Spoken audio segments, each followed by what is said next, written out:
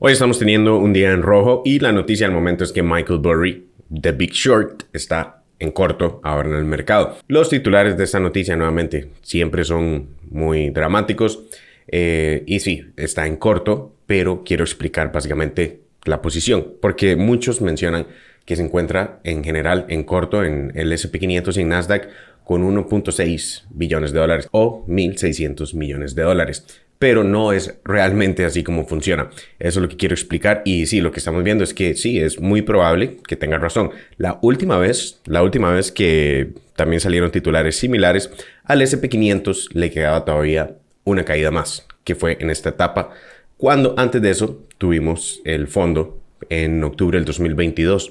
Pero lo que Michael Burry estaba apostando en ese momento, nuevamente estando en corto, era que sí íbamos a tener una caída similar a la del 2008 o 2001, más un porcentaje muchísimo más profundo del que se llegó, que al final fue un 27%, si consideramos el wick, el extremo de la vela, pero él estaba considerando que íbamos a tener hasta un 40%, que de hecho que él iba a ser un fondo inclusive más profundo que el de la pandemia. Claramente eso no pasó.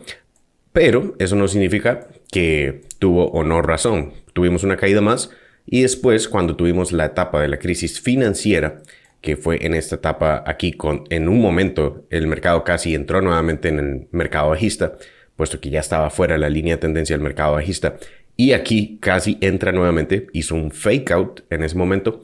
Ahí Michael Burry dijo en ese momento que ya habíamos creado fondo, porque cuando pasó la situación de los bancos y JP Morgan y todos estos los grandes trataron de comprar los pequeños, básicamente es ahí donde se acaba la crisis, comparándolo con una etapa en el pasado también en 1900. Ahora, han pasado meses, la bolsa ha subido mucho, estamos cerca de los máximos, estamos retrocediendo, hoy específicamente una vela roja que parece estar generando un breakout de la línea de tendencia. Y esto lo veníamos mencionando, que si tenemos el breakout de la línea de tendencia, principalmente como cierre esta vela, que parece que va a cerrar así, sí sería entonces una confirmación de que tendríamos un retroceso más profundo. Tenemos soporte importante acá, línea de tendencia, extremo anterior, también la línea promedio de 50 periodos exponencial. El rompimiento de todo esto sí nos daría señales de que es un retroceso muchísimo más profundo. Y ya lo hemos visto en líderes como Apple. Apple considero que puede seguir cayendo aún más. Y si Apple está cayendo, claramente es muy probable ver el S&P 500 caer. Estas acciones, las líderes, mueven los índices, básicamente. Apple siendo la más grande.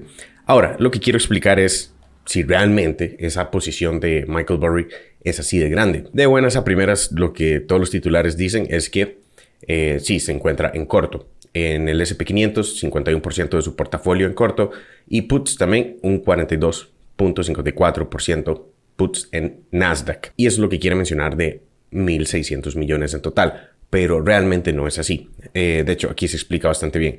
Michael Burry no puso un total de 1.600 millones en puts. Esto es básicamente lo que estaría pagando cuando se llegue a los precios. De hecho, aquí se explica también en este caso, utilizando Bitcoin como ejemplo, un call option por $500 de que el precio va a estar en 30,000 para diciembre del 2023, significa que por $500 está asegurando el que se mantenga el precio de Bitcoin en 30,000, sea como sea que se mueva, para diciembre del 2023. Si está por encima de los 30,500, se ahorra ese dinero. Si está muy arriba de los 30,500, entonces tuvo esa ganancia. Si está en 40,000, tuvo una ganancia de 9,500. Y también si está por debajo, esa es la pérdida, puesto que se pudo haber comprado más económico sin aplicar las opciones. No significa que tiene toda esta cantidad de dinero en corto en el mercado. Significa que este es el monto que estaría pagando para la fecha cuando se cumpla, sea que el mercado esté más arriba o más abajo, pero no es toda esa cantidad de dinero en corto. Entonces, tampoco es la posición tan gigantesca. Los titulares suenan así, pero nuevamente eso es para llamar la atención. Y al final de cuentas, sí, es importante tomarlo en cuenta. No que Michael Burry siempre tenga razón. La vez anterior no la tuvo al 100%. Mucho de esto se trata de no solamente tener la dirección correcta del mercado, sino el tiempo, puesto que considero que también sí es muy probable que tengamos una caída más adelante.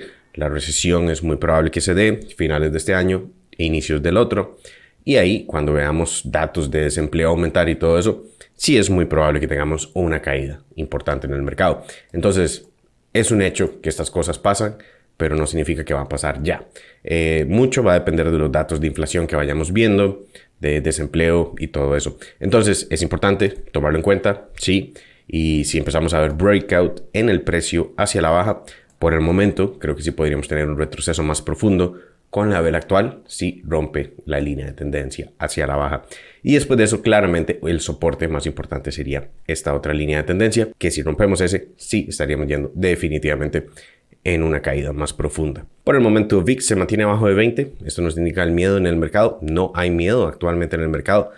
Sí, también muchas personas alcistas. No significa que sea buena señal siempre.